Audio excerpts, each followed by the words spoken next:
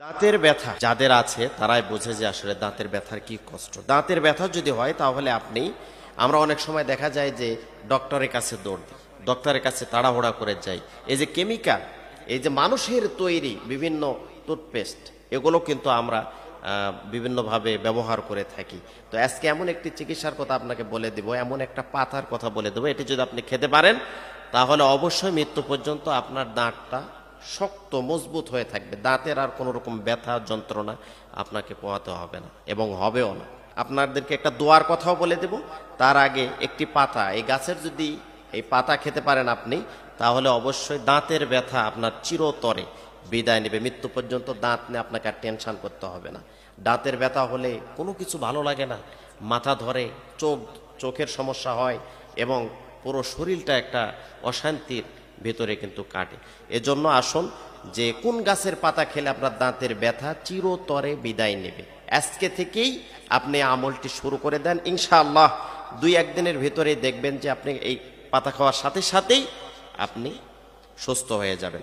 সেই পাতাটি হচ্ছে আম গাছের পাতা। এই পাতা থেকেই কিন্তু আমের যত স্বাদ এটি তৈরি হয়ে যায়। এই পাতা থেকে, সবুজ পাতা থেকে আমের যতগুলো স্বাদ, এই স্বাদ কিন্তু আমের পাতা থেকে তৈরি হয়। এবং দেখবেন যে আম যখন ছোট থাকে, আম পোড়ালি, এটা আঠা যদি কারো শরীরে পড়ে সেখানে কিন্তু ফোসকা পড়ে যায়, ঘা হয়ে যায়। এত ক্ষমতা, এত পাওয়ার।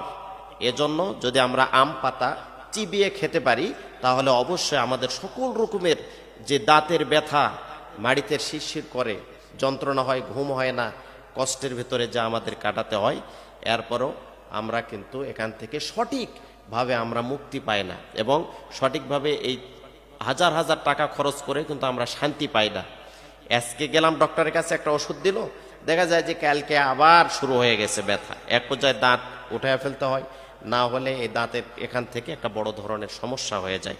তো এই জন্য বলবো যে আজকে থেকেই যদি আপনারা আম পাতা চিবিয়ে খেতে পারেন, রসটা খেয়ে নেবেন, একবারে চিবিয়ে আমের পাতাটা আপনি খেয়ে নেবেন এবং নিয়মিত প্রতিদিন 1-2টি পাতা যদি আপনি সকাল সন্ধ্যা চিবিয়ে খেতে পারেন তাহলে টুথপেস্ট দিয়ে আপনার আর ব্রাশ করার দরকার নেই। দেখবেন ওই পাতা চিবিয়ে যখন নরম হয়ে যাবে, এটা দিয়ে একটু হাতের আঙ্গুল দিয়ে যদি আপনি দাঁতে একটু ডলন দিতে পারেন তাহলে দেখবেন যে দাঁতটা ঝকঝকে পরিষ্কার পরিচ্ছন্ন হয়ে যাবে। তাহলে দাঁতের ব্যথা আপনার দূর হয়ে যাবে। 2 নম্বরে যেটি বলবো সেটি হলো, এই দোয়াটি যদি আপনি পড়তে পারেন, দোয়াটি হচ্ছে যে কুল হুয়াল্লাযী আনশাআকুম ওয়া জাআলা লাকুমুস সামআ ওয়াল আবসারা ওয়াল আফঈদা কলিলাম মা তাশকুরুন। এই দোয়াটি সূরা মুলকের 23 নম্বর আয়াত 29 নম্বর পারাতে পাবেন।